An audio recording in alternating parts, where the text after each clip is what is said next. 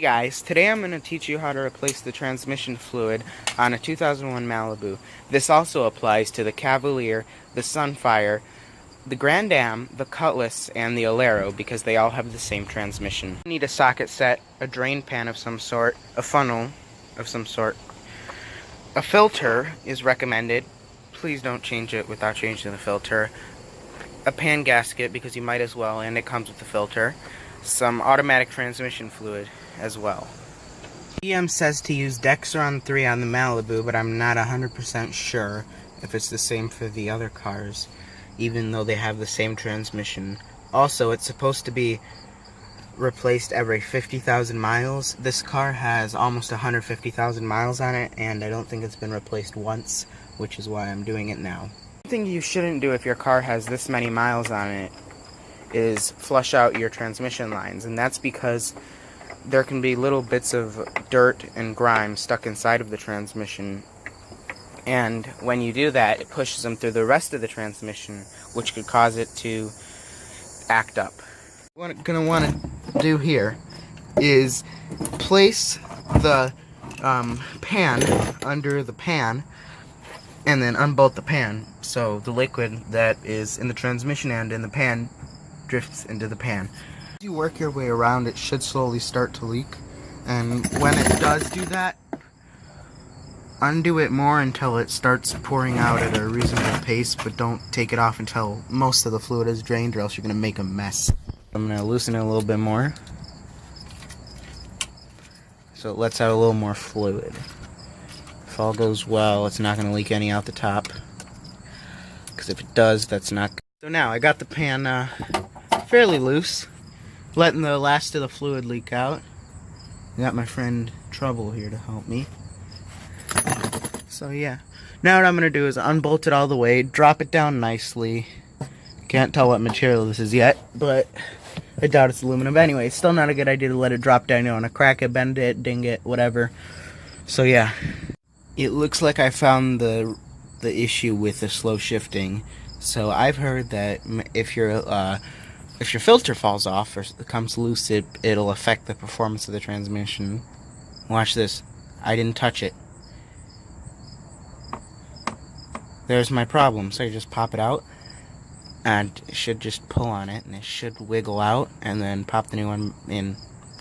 And it wouldn't hurt to angle it down, up and down, to get all the rest of the fluid out of it. Something in the pan, which isn't a good thing. And it looks like it might have been part of the filter, but it's like a little plastic screen here.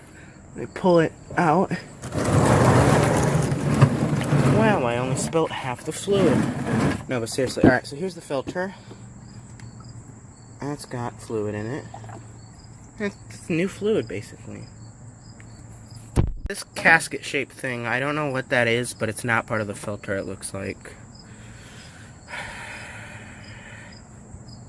That's not good. Draining the pan, that little casket piece, or whatever it is, that's what it looks like. Shaped like that, kind of. Yeah, that's not good. This is pulling off the old gasket right now, and it's got rust growing on it. It might be from the pan, which turns out to be steel, I guess. This one's reinforced with metal. The new gasket is a little floppy, so no metal on that. So it looks like that little casket-shaped piece goes right about here. This metal top part, not only the inside part, came out, and I might as well help you guys if I have it taken apart and I got my camera out. So what you would do is, it's got 4 teeth, or 4 of these clips things, and it comes out. I almost broke that. I almost broke this, but I didn't. Just give me a second. Alright, so this thing, you see it'll have this thing facing up, kind of like that, or this thing sticking out, whatever you want to say. This is supposed to be facing the bottom part of that, okay, and this clips with this thing facing downwards and this facing up, just right into there. I'm not sure what it does, but I'm guessing it's kind of like the float on a carburetor. Maybe, I'm not sure. Oh, that came loose. That's not good. Alright, so I gotta take it apart again and set it down. Oh, Come on. You know what? Yeah. Gotta be gentle with this. So yeah, I'm gonna take it apart, put it back, but you get the point. Back in. It says press here at the bottom. I should probably clean that off real quick. Alright. I just dropped it. Yeah. So, keep it level so that that thing doesn't go out of place. What? Why are the planes flying so low again?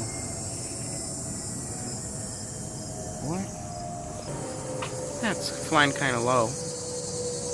My camera's out of focus. Still out of focus. Instead of putting this back in, keep it level. Make sure that that thing doesn't go out of the way or out of its position, and make sure there's no loose crap or whatever, so it's not dirty. Alright, so the method to getting this thing back in right, it looks like, is, well, I guess, I'm gonna have to set this down like that. I'm gonna have to look right up at it, and then, I guess, based off of how it was laying in the pan, does it say yes, press here. Goes in like that. Look at that. That looks just about right, and I don't see why the cart wouldn't work with it like that. Alright, me being the idiot I am, I forgot to put a piece in, so off it comes, and I'm gonna have to slip this. Yeah, I'm gonna have to get this thing back in. Not too hard though, just very flexible, no problem. Alright, so I got that piece back in. Got the thing put back together correctly, and so now just gonna put it in where it belongs, not where the filter goes. There you go. And then for the seal, what I'm gonna have to do is leave it in there. The seal still feels fine, and it's a pain to get out, pain to put back in. And I looked around online. If you don't need to, if it doesn't look like it needs to be replaced, it's fine to leave alone. Next change, I'll do it, but right now, no. So yeah, I'm gonna get the new filter back in, and or the new filter in, and yeah, I'm gonna show you guys how to do that. Got the filter back on, but my video got messed up, so I gotta redo it. So basically, comes off pretty easy. You just gotta kind of wiggle it, and then it'll pop out like that.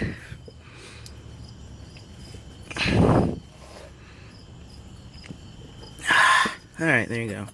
So yeah, this seal, you don't gotta replace it unless it's messed up.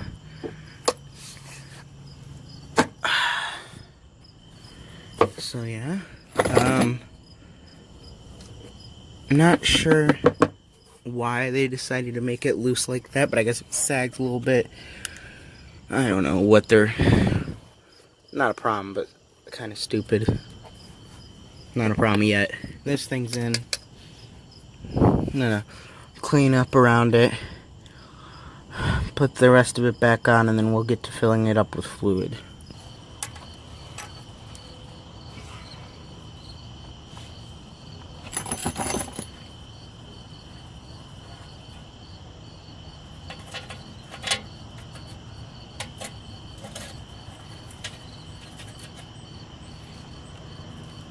Finally found a screw that'll fit. Problem is, there's good news and bad news. Good news is, if someone tries to steal your oil pan and they only happen to carry the one right size. Also, I think this might be a 10mm. I don't know. They can't take your transmission fluid pan for some reason. The bad news is, if you have the wrong tools, you're not going to be able to take it off. So, now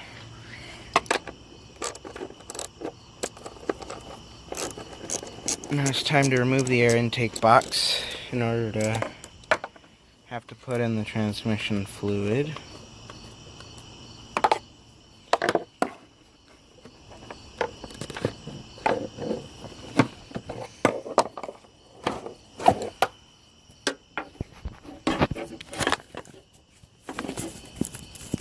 What I ended up doing was this. You got this tube going to your transmission fill thing. Alright. And then you got this pumping fluid into there. It doesn't perfectly screw on top, as you can see. But you know what? It does the job. And I have 2 quarts of high mileage and 4 quarts of normal, because I couldn't find a big jug of normal, and I couldn't find 2 little things of I couldn't find 2 little things of high mileage, and of normal. This, because, well, I couldn't find a different way to get it in there, the liquid into the transmission, the fluid. So what I did was I just kind of stuck that up there, and it works, you know, it does the job. And I know some of you might have noticed, this is high mileage, this is not high mileage. And the reason that is because the reason I have 2 quarts of high mileage and 4 quarts of normal is because they didn't have a big jug of high mileage and they didn't have little jugs of normal for some reason. So gotta go with what you have. All that fluid is just what leaked out of the pan, but otherwise I've been watching it for a while. It hasn't been leaking, so that's good. I put all the new fluid in, everything back together. So now we're going to test it out. Alright, I'm excited for this, but also a little nervous. I don't want to mess anything up, you know? Yes, my interior is got all kinds of lighting upgrades. See? Anyway. It's street legal as long as you can't see it from the outside, basically. That wasn't a joke. It's the way that it is as long as it can't be accidentally seen as an emergency vehicle. Pretty cool.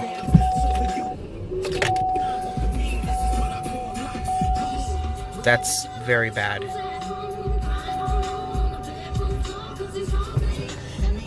What? Oh, I know. I spilt some ATF, so there's smoke coming out of the hood from ATF on the exhaust manifold. I don't want to get copyrighted for that. Anyway, let's do reverse. Alright, let's see. Here we go. Off the ramps. Oh, wow, it works. I'm actually super surprised. It rolls like smoother now. How do I put it? Basically, it was kind of off to a slow start, but watch me let off the brake. 3, 2, 1. It's moving. Reverse. Well, it's on kind of on an incline, and there's stuff in the way. Like, no, there's not stuff in the way, but it's on an incline. Oh, you don't have your seatbelt on. I'm on private property. Shut up. Anyway, yeah. That's how you change your transmission fluid. It was difficult, but you know what? Now that I know that this thing can be driven around without issues, I'm good. That's fine. No, it basically, when it rolls, when it's in drive, it rolls better, like quicker. Wow, it actually makes it up the ramps this time without me pressing on the gas. Not all the way, but like part of the way. So yeah. And it's, wow, it goes up the ramps a little better too. That's nice. So yeah, there you go. Definitely an improvement. So yeah. That's how you do it.